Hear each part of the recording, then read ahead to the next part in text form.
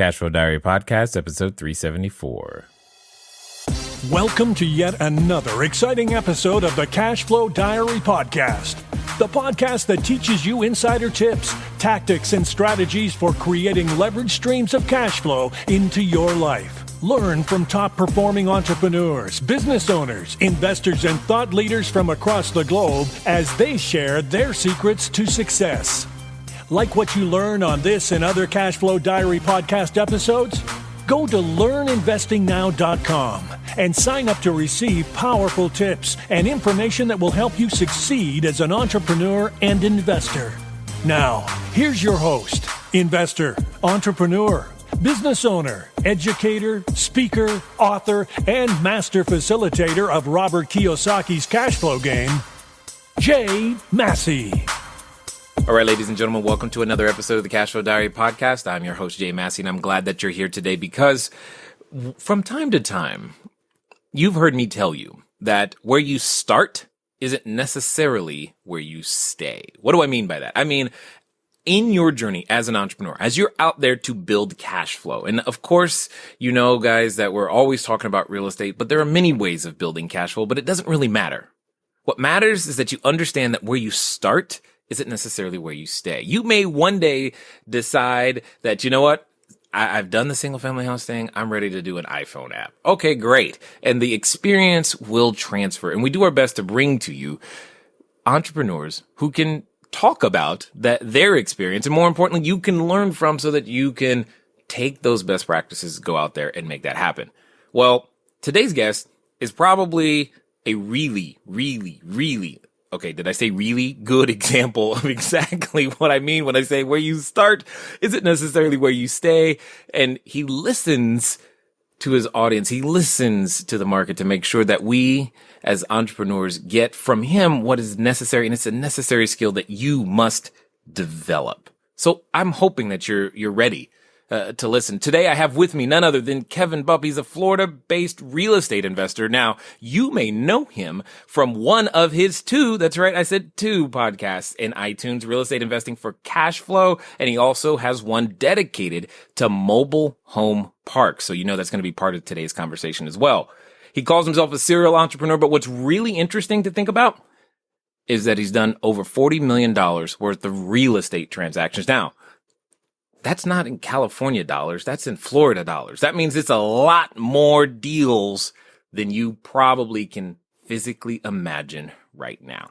So with that being said, let's make sure that we take out our iPads. Let's make sure you take out your Apple Pencils or make sure you take out some pieces of paper. And if you're on the treadmill, well, just hit that bookmark button because you're going to have lots of things you're going to want to refer back to as we listen and learn from Mr. Kevin Bupp. Kevin, you there? Jay, I'm here. Thanks for bringing me on. I'm super excited to spend some time with you today. I'm pretty excited myself because when I see someone who can't make up their mind, i.e. has done so many different things, it tells me I'm going to learn a lot from them as well. So, this being one of the things I like to do is I like to ask everybody the same question as we get started because it just sets the correct stage. Are you ready? I'm ready. All right. So I tend to look at today's entrepreneurs a lot like yesterday's superheroes, you know, Batman, Robin, Wonder Woman, etc. And I think entrepreneurs and superheroes have a ton of things in common. Chief among them is that as entrepreneurs, occasionally I think of myself as flying around with a cape and tight and saving people from their problems. That's kind of like what, you know, superheroes do. But I also think that superheroes and entrepreneurs have another thing in common. Because if you think about it, all superheroes had a beginning. So Spider-Man, for example, there was a time long ago when he was just a college student and he needed some extra money. So he thought he'd take some photos. And then one day he gets bit by a spider and discovers that he's got something special to share, right? And then he goes out there. He has to make this choice. Ooh, I got this thing. Do I use it for good or evil? And then he goes out into the world. So my question for you, sir, is as follows. Before the $40 million of real estate transactions, before the two podcasts, because one clearly wasn't enough, before your extent with apartment buildings, single family homes, office buildings, raw land, condos, and mobile home parks, before all of these things, what we want to know is, who is Kevin Bupp? You might have to help me with that, Jay, because I'm trying to relate it to a superhero of who I was before all this. But so I got started when I was 19. And so prior to that was high school, but I was a terrible student. I mean, I was literally like a C and D student, really, really bad in high school and had no direction in life. So which superhero would that be? You got to help me out with this. I don't know who that would be. That's a good question. But I was a lost and wandering superhero in the middle of the woods, not knowing where to go with my life. I was dead serious. So whoever that superhero is, that's who I was. Well, I think you just made somebody feel normal. So this is good. Let's keep going. Yeah. So I literally was that. I was really bad, barely graduated high school. And this isn't some real estate guru story here. Like, oh my God, I had to walk 10 miles, to school in the snow, this, that, and the other. I mean, it really was both ways. bad in school. I hated school. I mean, I was always suspended, detention. It was mostly for just being late or skipping school. And I was just, I graduated high school, went to community college because I thought that was the only logical thing to do since I didn't really still know what to do with my life, and was tending bar part-time, going to school, just having fun really more than anything else. Again, no direction. I just got really lucky. I was dating a girl, and her mom had started dating a guy that I got to meet a couple times, and he was like 20 years my senior. And I used to see him over at her house during the day when adults should be at work, like he was like 20 years older than me. So I was like, what are you doing here? Why are you stopping by during the day? Shouldn't you be at work? And I just befriended him one day, long story short, and found out he was a real estate investor. And I didn't even know what that meant. I mean, I knew he owned property, but I had never read a book on the topic, didn't know anything about financing, didn't know about rental properties, being a landlord. And we kind of befriended one another over a period of a couple months. And he actually invited me down to a 3-day boot camp in Philadelphia. I'm from Pennsylvania originally, and it was a Ron LeGrand boot camp. I think that guy's still around teaching. I'm pretty sure he is. Oh my gosh, he's a goofy guy. But anyway, I went to this conference with him. He had an extra ticket. I went to this conference with him. I didn't know what I was getting myself into. I tried to I think I went to the library and got some books out. This is before Amazon time, and tried to read about the topic of what does it mean to be a real estate investor. Went to this boot camp, met a lot of people there that I felt like I was at least equally as smart as, if not smarter. So if they could do it, then I could do it. And so I felt like I actually had some kind of purpose at that point in my life. I was like, man, someone's literally trying to hand me something, or at least willing to show me the way a little bit. I looked up to him. He was very successful, smart guy, well dressed, drove nice cars, this, that, and the other. And I literally went underneath his wing for like a year, and I got into real estate. I mean, I literally started flipping houses. Well, not right away, but I followed him around for about a year, and then started flipping single family homes, buying really rundown junk in the middle of downtown Harrisburg, Pennsylvania, which is still a rough area today. And it was even rougher back then. Cut my teeth on some really low income type properties, and that's literally what I have done my entire adult life. I've had a few other side shoots of businesses that I've ventured into, but never really ventured away from real estate, just kind of additional businesses that I've started in addition to real estate. But real estate has really been my core. It's always been what's brought money in the door, put food on my table, fed my family, and really it's what I consider myself today. I consider myself an entrepreneur, but I am first and foremost a real estate investor. Got it. Okay, makes lots of sense. I just want to make sure that I heard this correctly. So you're saying the way to get into real estate investing is to date a girl and hope that her mom is dating a real estate investor. That's what I heard. Is that correct? That's it, man. So I got lucky. It's funny. I didn't realize how lucky I wasn't, because now I teach people, you got to go find someone that you can add value to their life. You got to find a mentor or coach, but you can't just go out seeking somebody saying, please be my mentor, please be my coach, and begging them. You got to figure out how to bring value to them. And honestly, maybe he was just looking for a friend. I'm not sure what he saw. Maybe he just saw a misdirected 19-year-old that, to me, I was like, whatever, I'm having fun. And to him, he's like, oh my God, in 10 years, this guy's going to be miserable if he doesn't do something with his life. Maybe that's what he saw. And he wanted to, to help me, avoid this confrontation I might have in a midlife crisis after I hadn't done anything productive. But either way, I got lucky, because he literally, he appeared and he took me underneath his wing without me even having to ask. I mean, I did after we went to the boot camp, I kind of just said, hey, I'm willing to do whatever. But he got me to that point, I mean, without me even asking for it, which is pretty cool. So I'm very, very grateful for that. His name is David. I'm very grateful for David coming into my life. Yeah, I can get that, because and he may have been looking for a friend, because this thing. Well, let's talk about it for a second. There's a time and period. I know for myself, it was a few years ago, but I was down to, I only had 117 houses, and I was during the day bored, I got nobody to play with, so all I did was learn photography. And it got to the point and I kid you not, Kevin, this is what I did. I wanted to learn photography so well so that I could get hired by the local newspaper because they would say that I was good enough. And then once I did that, I got bored and I was like, I'm done with that. But that's literally what I did because I was bored and I didn't have anything to do. But there is an element to being an investor or business owner that feels solitary. How do you deal with that? You know, I can't say I deal with it too well, and so that's why I've always had partners in my businesses. I mean, I've never been a solo investor. I mean, now I own property by myself, or my wife and I now, you know, we own property that are just ours. But majority of the stuff that we do, we have partners on, and not just, you know, passive partners. We do raise capital from passive investors, but I have a team, and even back when I was investing in single family homes, I always tried to find a way to accelerate my growth and try to find others that were doing what I was doing, but maybe a little bit better at it. But you know, that we could team up, and I always feel like there's power in numbers. Like you can definitely accomplish more as a team than you can as an individual, and so I have more fun doing it with other people, you know, and so even today, you know, I've got two primary partners in my business, and I just enjoy actually, you know, being able to go into an office and actually having others to chat with, you know what I mean? Like talk strategy, talk deals, you know, because it gets a little lonely. Yeah, I am aware. I'm totally aware. That's why it's part of the reason I do the podcast, because then I can talk to people. No, I'm just kidding.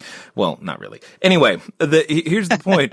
Here's the question though, because you said something about that first seminar that you went to that I think a lot of people have experienced, which is why they catch the real estate is awesome bug, is they go into the room and then they realize these people aren't extraordinarily intelligent or any more so than myself. And I often say that real estate's very accessible to everybody, even me. So tell us a little bit about that experience where you're saying, you know what, I gotta be just as smart as them. And why do you think we think it has to do with the level of intelligence to be able to actually execute real estate? Yeah, I don't know, Jay. I mean, I tell you, here's my experience of being at that boot camp. I was sitting next to the first day. We changed seats every day, but there was a lady named Ruth, and I can't remember her husband's name. They were sitting next to us. I believe it was the first or second day. I can't remember which day, but he was a grocery store manager, like for, I don't know, 15, 20 years, like career grocery store manager, probably made 60, 70 grand a year. And she was a stay-at-home mom, which, I mean, it didn't really faze me at that point. But thinking back, I'm like, oh my God, it means he made 60 or 70 grand a year. She was a stay-at-home mom. They had multiple kids. I know how expensive kids are. That's crazy in itself that they would even be able to live that way. And yet they had done, you know, I'd never verified the facts, but they told me they had flipped 4 properties that year already, fix and flip 4 properties that year, and had like $70,000 in profits that they put in their pocket. And it just blew my mind. Basically the same amount of money in 4 flips that he had made, or that he was about to make that entire year's salary.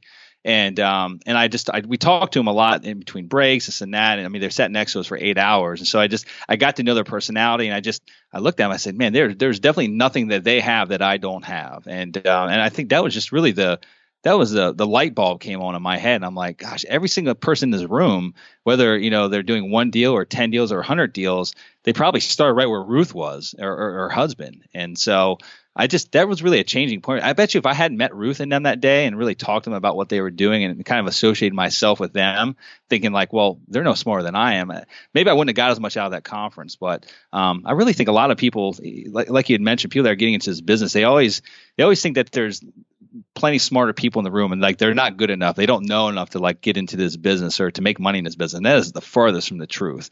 I know more of it now than I did back then, but I can tell you, like, that conversation with Ruth really opened my eyes and just told me that, God, if they're doing it and he's a grocery store, you know, manager, you know, then I can do it. No offense to any grocery store managers listening. No offense. Well, actually, here, I'm remembering other parts of the story now that I think back. He worked his way up. He had worked in that grocery store since he was like 20 years old as like a bagger. And so he had worked his way up through the ranks to become the manager of the grocery store. So he had been there. He had been a manager for like 15 or 20 years, but he had been in that grocery store for a long time. So he was very much a normal guy, didn't have a college degree, you know, just normal Joe that kind of just worked hard and figured it out. So, yeah, that was just that was a light bulb time for me. Yeah. And I think all of us have those moments where we go, wait a minute, I'm not that stupid. I can do this. You know, we realize something is off. And, there's more for us out there if we would just have some direction, or you called it purpose. I'm curious to understand what purpose did you find at a real estate seminar? What purpose? Yeah. I think I was just at a point in my life, Jay, that I needed something to grab onto. Like I knew that being a bartender, I mean, it was kind of embarrassing, it was fun, but like also I had a lot of friends that were like, they went away to school, went to university. I'd see them when they came home. Like I was at this community college, like that in itself was kind of, I see. It was somewhat embarrassing for me. And so I was like, man, I got all these like smart friends that are going away. And I didn't think of myself as not being smart. I just thought of myself as like, I don't know what the heck I want to do with my life. And so something was presented to me that I knew that based on the couple of conversations I had at this conference that I could easily make. In my mind initially, it was kind of like, I can easily make $60,000 a year doing this. And like, that's what my buddy's getting out of college after 4 years from, University of Penn State or something like that. That's what they're going to be making. And I have the ability to make it like now. So like for some reason, that was the purpose to me of like to prove to others, like I don't have to go away to university. I can literally be a bartender and I could go to, community college and I can do this. So that was my initial purpose, is to make money and to like kind of prove to myself, like, even though I got C's and D's in high school, that doesn't mean anything. Like, because I feel like a passion for this. I want to learn how to do this, and I think I can, and I think I have the ability to. So that was really my initial purpose, was just the money. Obviously, it's changed over the years. I've got kids now. I'm married. I do a lot of charitable work. So my purpose has definitely evolved. But back then, it was really just about money and kind of prove myself to others. Yeah, no, I get that. And kids are indeed expensive. So, it's 2 houses per child. I totally understand. I got that. Now, what you brought up something, though, that I've thought about in the past, and I've definitely even encountered, or at least in the marketplace, where there'll be times when I'll run into individuals who we'll say they went through the, college and then the post grad and the doctorate and all these things. And, they have what they have. And then here I am, college dropout, exact opposite of everything. And it feels like they're going, how did you get here? And here could be some, exclusive place, or maybe a nice restaurant, or something that doesn't seem like I was supposed to be able to be there. My question to you is, have you ever caught up with any of those college friends of yours post? And have you encountered any situations where someone said to you, or it seemed as though, like, how did you beat the system? I had to go to college and do all these things, and you quote unquote got lucky in real estate. Yeah, I mean, actually, I don't stay in contact with a lot of people I went to high school with, but there's definitely a few that I still associate with here and there if I go back home to visit, where my family is from in Pennsylvania. But, I think the more alarming factor to a lot of these people I went to school with, I really was a screw up in high school. I mean, I got suspended so often for just like not showing up or being late all the time. I was just a really poor student, and I went because I was forced to go. If I didn't have parents that actually like kicked me in the butt every once in a while, then I probably would have dropped out. I really would have. So I think the people that I stay in contact with are just more amazed. They're not saying, well, necessarily, how'd you do this, Kevin? They're just like, I can't believe you even did it. Like, I mean, what happened to the Kevin that I knew back when, 10th grade, when you were skipping school? Like, you're still alive? What? Drinking beer and you're like 16 years old. Like, what happened to that guy? But, awesome. It's funny because social media now allows you to, I'm very, I don't spend a lot of time on social media, but I've got this podcast. And so the podcast goes out on Facebook, and I'm a member of like my senior or whatever my graduating class was in high school. They have a Facebook page for that, and I'm a member of it. And so a lot of those people on there that I literally don't even talk with, but they're in my graduating class. They see me. And one of my teachers, it's funny, it was an art teacher I had.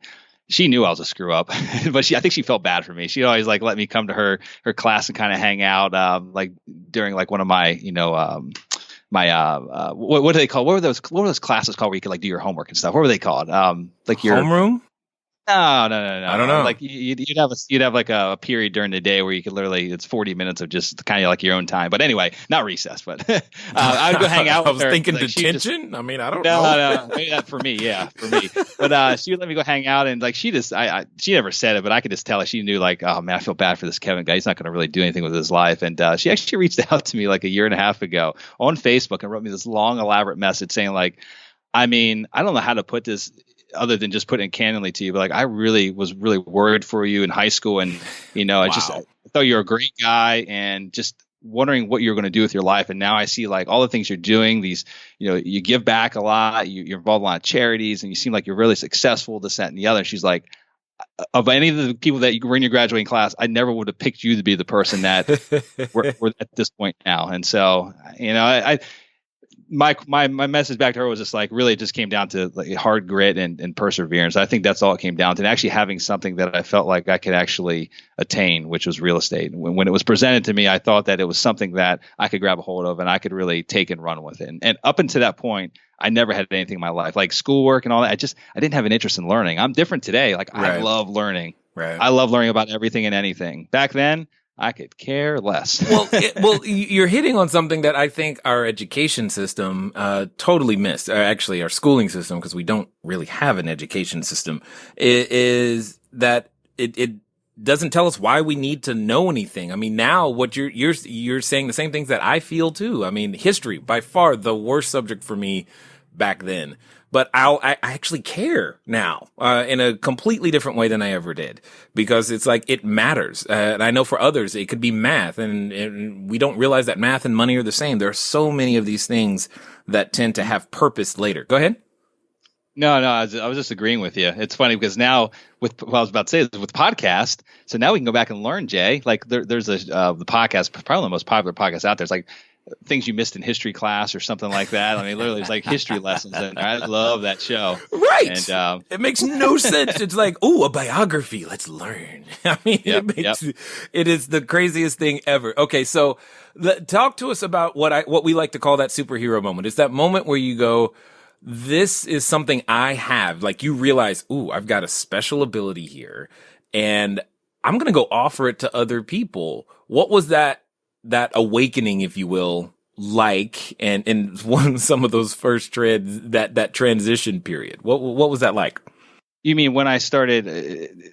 Help me clarify what you're asking for. Sure. Jay. So, like, you said for a while that you were working under Dave's wing, etc., and then at some point there comes this point where you go, "I'm going to do this for me on my own, and do this thing," and you have to develop a certain level of understanding that you have that inside of you, and then more importantly, the courage to actually go and do it. And what I'm asking is, what was that like, and where did that courage come from?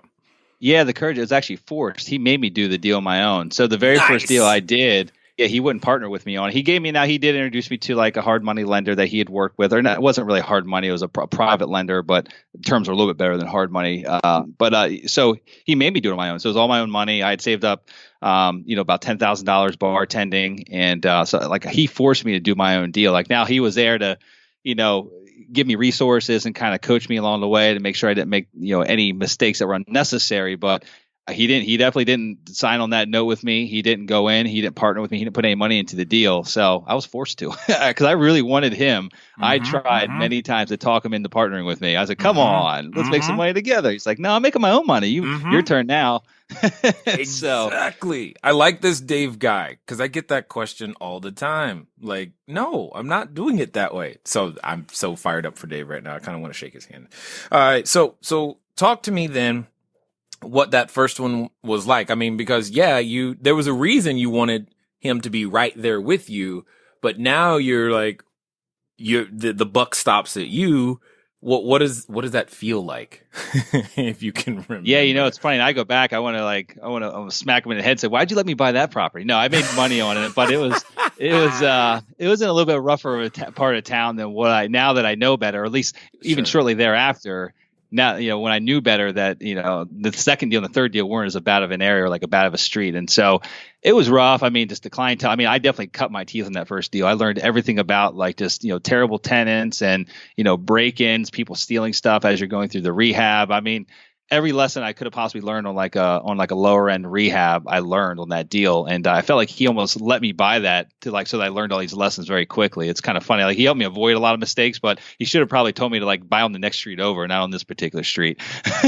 But I did. I made money. I got out of it. I kept it for a short period. I ended up selling it. I was kind of in like a weird transitional stage. He always talked about cash flow, and but I didn't necessarily, I wasn't thinking about the rest of my life at that point in time. I mean, I was young. I was 20. So I bought my first property when I was 20. I was 19 when I met him. Cash flow to me, I wasn't thinking about like long-term cash flow. I was thinking about, man, I need to put some darn money in my pocket now. I want some chunks of cash. And so I kind of was like a confused kid at that point in time. I flipped that deal. Like I held on to it for a little bit. I flipped it with a tenant in it. The next deal I did, I kept for a little bit longer. I think about a year and a half until I moved to Florida. And a couple other deals I flipped. I wholesaled a couple. I mean, I just did whatever I needed to do to make money or whatever I thought was right at that point in time. And I didn't really hit my stride or really figure out what my business model until I actually moved to Florida. I moved to Florida in 2002. So I was 22, invested in Pennsylvania for, I guess just over 2 years before I actually packed up my bags and moved away and came down here. And this is where I've lived ever since. And I really hit my stride once I moved down here and figured out who I was, what kind of investor I was, what I was best at. And at that point, moving forward, I focused on cash flow. Like long-term holds, building long-term cash flow, it was best for me. Got it. Okay, so let's have this conversation because this is the Cash Flow Diary. And I know there's a number of people thinking that same question right there. They're thinking in their head, but Kevin, I want to make, I know that in certain marketplaces it's prevalent. I want to make the 10,000, 5,000, 20,000, hits of cash. But why did you decide that cash flow is king? Now, you guys know I agree that, cash flow is king. And that's probably why you listen to the Cash Flow Diary. In fact, you might even want to get some more information. To do so, just go over to my site and pick up a copy of my book. It's a free PDF copy for you at cashflowdiary.com/free book. Again, that's cashflowdiary.com/free book. Last time, cashflowdiary.com/free book. It's 10 steps to creating wealth in any economy, and you can begin your journey now. Just go over there, pick up a copy. Let's get back to Kevin. Well, let me hit that little point that you just mentioned there. Is that you said people that want to make that $5,000, that $10,000 hit of cash. I want to make that too, but I want to make it each month, every month. Even if I'm not out making deals. So yes, we all have the same goals, but I just want it to reoccur each month, in and out, even if I'm vacation with my family. I want to know that's coming in. I don't have to be out seeking out another deal if I don't want to. So, that's really was the attractive factor to me, is that I need to build something that could, I wasn't thinking about a family when I was 22. I knew I wanted kids. I knew I wanted to get married at some point in time. But at that point, I just wanted to make money. I wanted to build this real estate empire, and I wanted to have a lot of passive cash flow on a monthly basis because I enjoyed working, but I also enjoyed, I just moved to Florida. So I was in this new place. I wanted to explore. I wanted to go travel around all of Florida. I wanted to meet people and hang out and have fun. So I wanted to enjoy my life as well. And I didn't want to feel stuck with having to go chase that next deal. In my mind, if I could build a portfolio of 30 rental homes, that was my initial goal, build a portfolio of 30 single family homes that each cash flowed, $300 or $400 a month. That would be a really good start. I was I could achieve all I need to achieve. Hold on 1 second. Cause see, you just hit on something that I gotta know. Cause we all had our initial goals. How long did you think it was going to take you to get 30? When you made that goal, how long did you 5 years. I don't know why I said 5 years for some reason. It was just because it was in my mind that was a palatable number, and it seemed like it gave me enough of a buffer to screw around too if I needed to. Right. Okay. If I got lazy anytime in between, it gave me enough time to do that. And how long did it actually take? I think to hit that initial mark, probably about 2 years. Yeah. But then after that, I really hit a stride and started buying like gangbusters. So the first few years were the toughest. After that, I bought way more in a much shorter period of time. But I'm just I wanted to make sure that was the same thing that happened, because the same thing happened to me, and I had the same thing, and I was just like, that seems like 10 years. It's enough. That's what it's gonna take. I was so wrong. So it's good to set goals. You got to set them. I mean, even we invest in parks now, and I got into this 5 years ago, and it took me still almost a year and a half to buy my first park. And so in my mind, when I started, I'm like, well, I want $240,000. I want $20,000 a month of passive income from whatever parks. I know what that number meant. I couldn't really figure out. There's so many variances there. So it wasn't necessarily a number of rentable lots. It was I just want to buy as many parks as I need, to meet this $20,000 a month passive income goal. Not just $20,000 a month when we have an incredible month, but a consistent $20,000 a month. Yep. And so I hit that in a much shorter period. I gave myself 5 years to do that as well. And I've only been in the business 5 years, and I hit it about a year and a half ago. So, much shorter, but you need that goal. You need that goal to really chase after. And I really think that I work well with carrots dangling in front of my face. And so that goal is always a carrot kind of dangling out there. And it's funny because there's lots of times where I just forgot about that. And like you get so focused, you're like, okay, like initially, like you have this goal, but then you just get busy. Like you just work. You just make stuff happen. And then you realize like a year later, like, well, I haven't even thought about that goal in a while, but where am I at? Oh, wow. It's a checklist now. I kicked that goal's butt. Totally. Well, and I wanted you to say that because a lot of people, I know they set this goal, they put that thing out there, and they freak out often when we're in a coaching session or I'm telling them, I was like, look, I see what you said. Are you open to that happening faster than what you said? Because sometimes when we say, oh, it's going to take me 10 years, we let it take us 10 years and we let ourselves, the amount of work expands and the time you give it, where if you said 2 years, you just don't know what you don't know. But yes, you're right. Putting that goal out there makes sense. So, you've done, we'll call it a myriad of different types of investing, from apartment buildings to single family homes, office, all the stuff, which begs the question, because you had to do the math, or there's a reason, there's something and it's based on something. But why did you settle on mobile home parks? Because they're the most beautiful real estate investment known to man. No, they're not. Aesthetically, aren't they? No, they're not. So there's a reason. I mean, the architecture of like the design of most mobile homes, it's so gorgeous. I love looking at them every day long. Now, no one has said no one ever. Yeah. Well, so here's the thing. 2008 hit me like a ton of bricks. Single family homes, I realized were part of my downfall. I lost a lot of real estate in 2008. We weren't over leveraged, not based on normal factors. We weren't. I mean, 65 cents on the dollar. I mean, we didn't over leverage our properties, but I'm in Southwest Florida, and there were parts down here that, suffered 15-60% loss of value. And so in a matter of like 8 months, I was upside down, but not only that, but the rental market down here suffered as well in certain parts.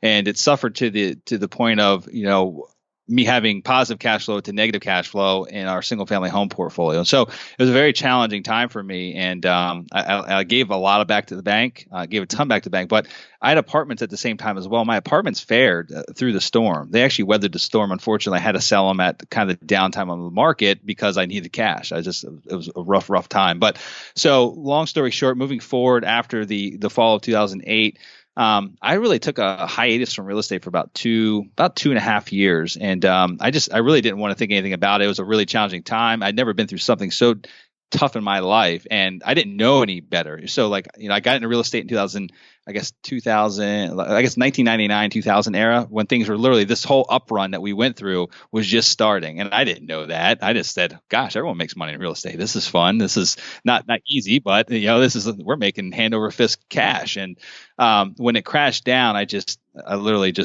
a blow to the gut, and I didn't want to think about it. So I stepped away, put my head in the sand for a little bit, but then I pulled my head back out and I said, you know what I'm going to do? I'm going to focus on me. I love health. I love fitness. And so I started 2 other businesses that were very directly in line with like the lifestyle I lived in terms of like health and fitness. And so with the idea that I would work those businesses, make money, just get my mind off of real estate. I was still working with a lot of creditors, trying to, my credit was shot. I was doing everything I could to like clean up this mess that had, 2008 had created. And, but about 2 years into those businesses, I said, they're making decent money. They're fun, but now I need to get back into real estate. Like, I'm never going to build the wealth or, live the lifestyle that I want with these businesses. I guess I could, but I don't have as much of a passion for these businesses as I did real estate. And so I looked back at my business. I figured out what worked and what didn't work. And what I identified as not working were the single family homes. They were just inefficient to manage. I had 122 when the market crashed. They were, spread 3 to 5, actually about 5 counties apart from one another. And they were just inefficient to manage. And Florida is very expensive in terms of like taxes and insurance. And so they, taxes kept going up every year. We had some hurricanes down here. Insurance costs went up. And so when I bought them, a lot of them, the costs were a little bit lower, but over the years, the cost has increased and rents weren't necessarily keeping up with it. And so they weren't cash flowing as much as they should. On paper, it looked great because I had all this equity. I was worth a ton of money, but it went away really quickly when the market started going down. So anyway, I looked back at the business, realized that single family homes were not it. I was like, no way in heck am I going to do single family homes again, because I don't have time. I don't want to like spend another X number of years rebuilding this with single family, because I can do that and much more with multifamily. Mm-hmm. And so my goal going into the rebuilding stage of my business was multifamily. I'm going to buy apartments and I'm going to buy them in a big way. And this is going to be about my business, because this is what worked in my business. Although I just never, for some reason, like I had this big machine put in place for buying single family homes, and it kind of came like by default. We bought apartment buildings. Like they were just, Right. oh, broker brought that one. I didn't know how good it was until everything kind of fell apart and realized that we should have been diverting our focus to apartments. But anyway, so I was going around like 2010 ish, talking to everyone I could that was in the business, because back then it was still hard to get financing, even with apartment buildings. There was lots of distress, still a lot of blood in the streets. And so I was talking to apartment operators that were still in the business, that had weathered the storm, and just to find out like what had changed. What were they doing? How is their business model different today than what it was prior to the crash? Like just to really get myself up to speed with how I was going to dive back in and what I was going to focus on. And as I was going through meeting these different people, I was introduced to a gentleman named Randy that had been in the mobile home park space, or manufactured housing is the prettier name for it, manufactured housing space for about 30 years from the banking side. And so he had, funded, I don't know, hundreds of millions of dollars worth of manufactured housing communities throughout the years as a banker, and had retired, I think about 7 years prior to our meeting. And when he retired, he literally started buying mobile home and RV parks, like in Florida here. Like he knew it really well. He had underwritten them for years. And he had a lot of relationships with these mom and pop owners that had owned them for a long time. He literally just started buying them. And so I met with him, didn't even know what to expect out of this lunch meeting. But I can tell you within the first hour of this 2-hour lunch meeting, he had mentioned multiple things that just piqued my interest about that asset class that I had never really even thought of before. I mean, I knew what they were, but I just never really gave them the time of day. Mm-hmm. And I left that meeting saying I was so excited. And I was so interested that I left the meeting saying, I'm going to at least give it a year. I'm going to give it a year to see, what I can make happen, because this just seems like it's such a unique niche. It seems like the yields are significantly more when you compare it to apples of an apartment building. And it's just not as well known. So there's not as much competition, and so that's really, there's multiple factors now that I'm deeper into it that I realize of why I still like it so much better than apartments is, number one, the turnover rate's not the same. I mean, to move a mobile home is very expensive. So your tenants that are in there, they own their homes most of the time. And so they can't just pack up their bags and throw their mattress on the rooftop and leave like they can in an apartment. So the turnover rate's not as easy, or it's not as high. But then on top of that, we look for mobile home parks that are in markets that aren't affordable to live in. So it's an affordable housing component, but we look for them in markets that aren't affordable. So we look at median house prices. We want to know that there's a demand for affordable housing. And so I know that if you can't afford to live in an A-class apartment building, then you move to a B-class. If you can't afford a B-class, you move to a C-class. If you can't afford a C-class, your option is basically a war zone D-class, right? I mean, rough area, pack a gun, don't carry any cash on you, or else you get robbed. But that's still, in most markets around the country, you're still paying $500-600 a month for that really low end apartment. Same mobile home park in that market, probably, but in a better area, would probably be half that in the lot rent. If you own the home, you'd probably be paying $300 or $350 a month. And so and it's a much safer area. It's a community aspect. And so there's really no cheaper place to live than in a mobile home community. It doesn't mean that it's really low end either. Like a lot of times, these are just good, hardworking people that just want to provide for their kids. And so in my mind, I looked at what just happened in the economy. And I knew that we weren't in any better shape in 2010, 2011. I didn't really see things turning around really quickly. And so I thought, well, if someone can't afford to live in a mobile home park, right? So the whole drip down or trickle down effect was happening. And if they can't afford to live in a mobile home park, they either live in a shelter or underneath the bridge. There's no last option for them. And so I'm kind of like this basket saying, hey, I've got this beautiful option for you guys. It's affordable. You can own your own home. You don't have neighbors above, below, and beside you. And here you go. Here it is. Live in this great community. Have a good school to send your kids to, and let it be affordable, less than what you'd be paying for that war zone apartment. So that's just one of the many reasons, but those are some of the big ones that really attract us to this space. Yeah, totally understood. And what I keep finding, and I'm wondering if you can confirm or deny this, the more I talk to people who have done a lot more deals, because the same thing is happening for myself. We find these small little pockets of opportunity. While it's still real estate related, it becomes a specialized version of real estate that fits for us. And most everybody ends up leaving the single family house space, which I think is pretty bad to say, but it's also true. It's like, single family, I don't want any more of those. Let's go do this specialized thing. How often do you find that to be the case amongst the other real estate investors that that, they start way over here, to the single family house or something, but they end up at something more specialized that they double and triple down on, and that's kind of where they stay?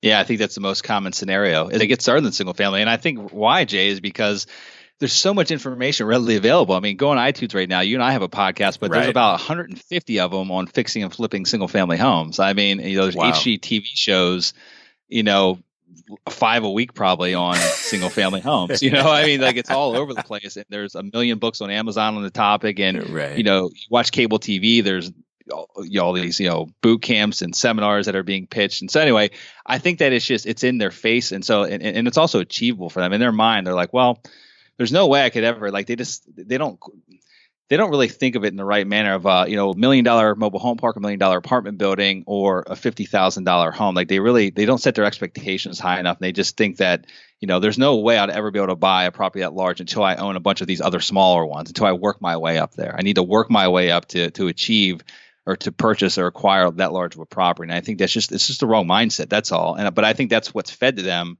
by a lot of people that coach on investing in single family homes. And I think that until they get in and actually have some success, they learn the business. And they're like, well, heck, I met so-and-so at the real estate investment club the other night. He owns a 80-unit apartment building. And I know that he only flipped, he had a couple of rentals before that, and he bought that thing. And he told me how he did it. And what am I wasting my time for over here? Right.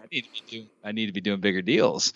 So I think that a lot of people start in a single family game. And I think it's a good starting point. But I tell a lot of people, you just need to figure out what you think you have the most passion for. I mean, that's kind of hard when you're first getting started, you have no experience, but really dig deep into all the, like, don't put a brick wall up for yourself initially. Look at commercial real estate, look at multifamily, look at shopping centers. If you like shopping centers, office buildings, whatever you think might be your niche, self-storage, whatever it is, look at it, learn about it, develop whatever the passion is, and then just figure out how to do it.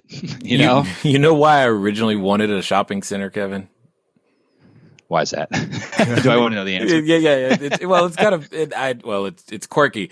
I wanted a shopping center originally because I wanted to have the keys on Black Friday. Oh my gosh. I thought you were going to tell me you wanted your own Starbucks store or something like that. No, I just wanted to have the keys on Black Friday so I could be first. That was the plan. That was it. It becomes this game after a while where it feels like you can go after any of these types of real estate. You've obviously decided on mobile home parks. That's the place to be. But I have a question because I get this in a number of forms and I want to hear your answer. So, the people ask me all the time, hey, okay, why, now that you've got what you've got, why do you still, cause you mentioned that you take on partners and capital and these things. Why do you still, if you have your own money, why are you still using other people's money? I know my answer, but I'm curious to hear what yours is. There's multiple answers to that question. I know. One of them being I don't have enough of my own money to do, all the deals that we have in the pipeline. So I mean, right now we've got 5 parks under contract. We need about $2 million, and I'm sure I could figure out a way to come up with them myself. But then I'd be completely tapped out for a long time, and so then the next couple deals that come along I wouldn't be able to do. And so I want the ability to do what comes in our pipeline as we're active investors because we've got, number one, we buy these parks. We have investors that we need to provide returns to. But that's kind of along the same lines of why we bring investors in because I can't do them all myself.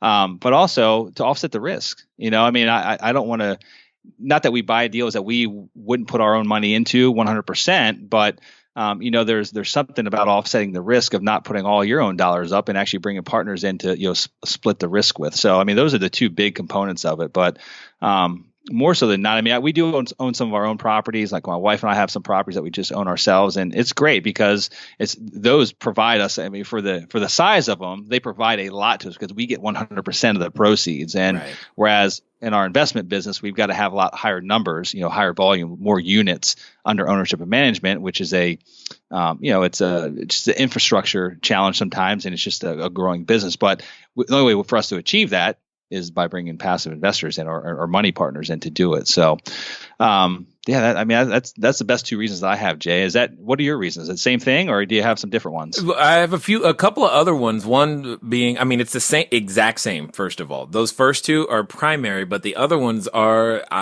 personally, this is a very, very personal thing. I would rather pay interest to investment partners than a bank, simply if I can, because the investment partner is going to, one, lower my marketing cost because he or she is always going to say something to the effect of, hey, guess what I just did, to their friend. I've never gotten a banker to go to another bank and say, hey, you should, they don't voluntarily send me more people. Right. You know what I'm saying? So Yep. I was like, that does not happen. And what it comes down to is really it's the mentality, in my opinion, is that you and I, or anyone out there who is an entrepreneur of any kind, especially inside the real estate world, we can solve a problem for people. They have a problem being, fighting inflation, yield, monetary policy, all these types of things.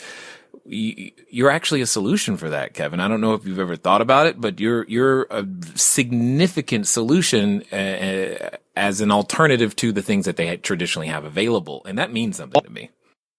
Yeah. Okay. So I guess there's two different angles you could look at. Like one's from like the business angle, like why do you do it from the business perspective? But then also Sure. the more personalized angle, which is I'm helping people that don't know what to do with their money. Like they've got their money tied up in CDs or just crappy money market accounts or wherever, and literally they're getting 1% on their dollar, if they're lucky. And so I'm going to show them a better way, a much better way, a much more secure way. And so from a personal perspective, absolutely. I mean, when we take money in, our first objective is our investors. Like that's all we think about until they get their money back, until they're getting the returns that we projected for them. That's our focus. And so, I mean, they're our number one priority. And I enjoy that. I enjoy helping people. And I actually love the response we get from the investors that we work with when we just exceed their expectations. They're like, oh my gosh, like I never ever expected that I would be able to get 12 or 13 or 14% on my money. Like that's just unheard of. I mean, and the funny thing is, like when you do that, you're right, the word spreads. I mean, they're out golfing with their buddies and they're bragging. Everyone wants to brag about how well their money's working for them, right?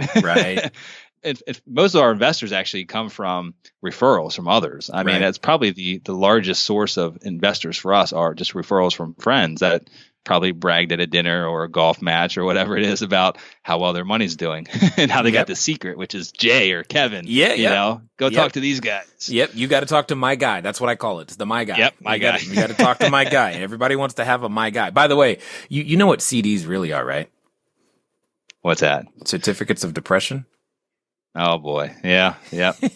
You're right, man. That's a good one. I like that. I'm going to use that. Knock yourself out. Now, I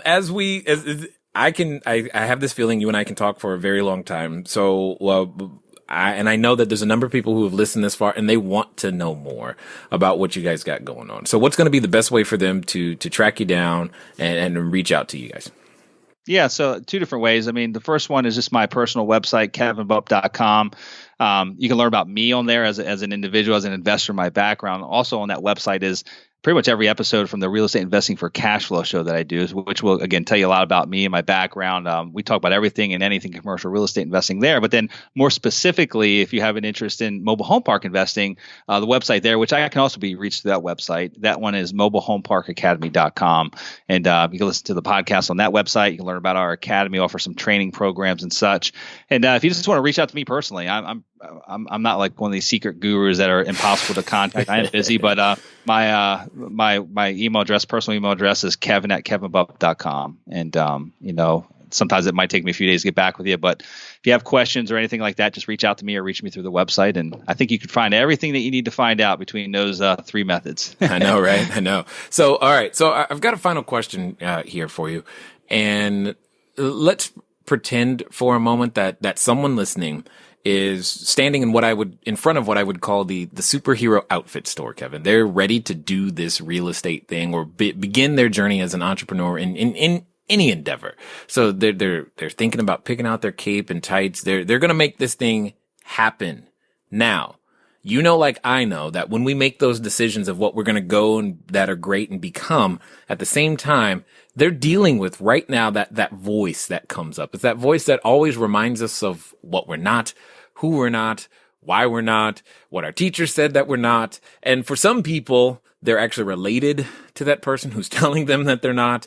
And my question to you is as follows. Let's pretend for a moment that they're actually going to follow through on what you suggest. And they're going to do so in the next 24 to 48 hours. What would you suggest that they do?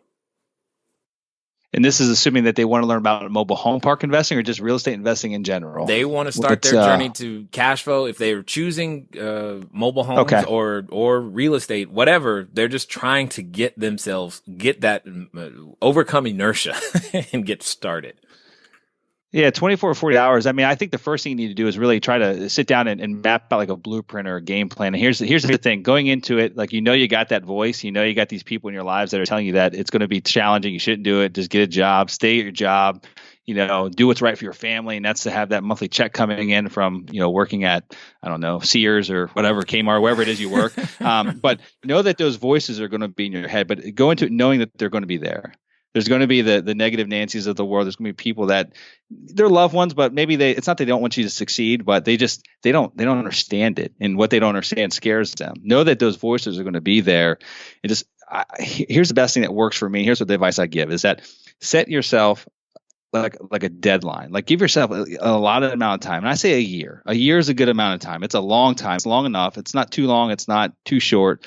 Give yourself a year and just tell yourself that for this entire year, 365 days, I'm literally just going to ignore those voices and know that they're going to bring me down. I'm going to have tougher days than others. And this is going to be a really challenging struggle. I'm going to hit roadblocks, but I'm going to do everything in my power to push through and to become successful as a real estate investor. And I'm just going to ignore it. And after that year, I'll look back and say, did I make any progress? But I can promise you, if you ignore all those negative Nancys, all those people like talking down and derogatory comments about what you're trying to achieve, if you ignore them for a year and you just focus on learning and educating yourself and surrounding yourself by others that are out there doing it, go to your local real estate investment clubs, listen to Jay's podcast, listen to my podcast, listen to all the other free information that's out there on iTunes or on YouTube, whatever it might be.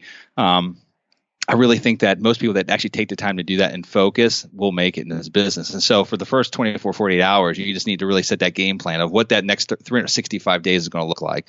But also in addition to that, try to at least get an idea of what you think you're going to focus in. Like, spend a lot of time, because I feel like that's where people waste a lot of time. They're literally chasing that shiny object, Jay. I mean, they're literally a year goes past and they're like, wow, I bought these 9 programs and attended these 4 boot camps, and they're all on different topics. One's lease options, one's wholesaling, one's apartment buildings, the other one's self-storage. And they're like, I got all these books and manuals at home. My wife's now really pissed at me because I just spent $40,000 on all this stuff and I still haven't done a deal yet. Well, try to figure out what you think you might have an interest in that first 24 to 48 hours.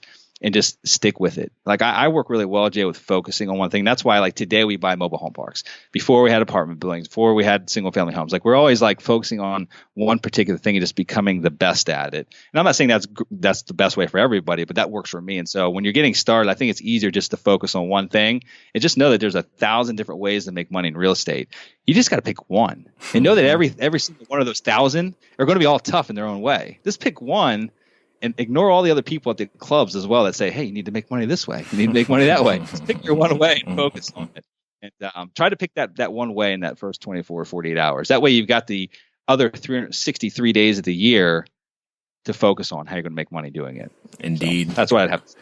I love it. I love it a lot. And I just want to say I appreciate the bumps, the bruises, the fact that you're willing to share them, and most importantly, you taking the time to share your knowledge, insight, and wisdom here with us today at the Cashflow Diary. Jay, thanks for having me on. It's been a lot of fun. I really, really appreciate it and had a lot of fun spending time with your guest. All right, ladies and gentlemen, you know what time it is. It's time for you to move at the speed of instruction. What does that mean? That means get over to kevinbupp.com. Why? Because you know that you were intrigued by the idea of mobile home parks. You know that you heard something that like, man, I feel like I can do this too. If maybe you are that person that was also right next to him in the detention center or being suspended or near suspended in school. And you're like, oh, there's still something out there for me. Yes, absolutely. You know, you just need a game plan and focus. And Nancy, if you're listening, I know you're not always negative. It's been fun talking to you guys today. I look forward to talking to you guys soon. Until next time.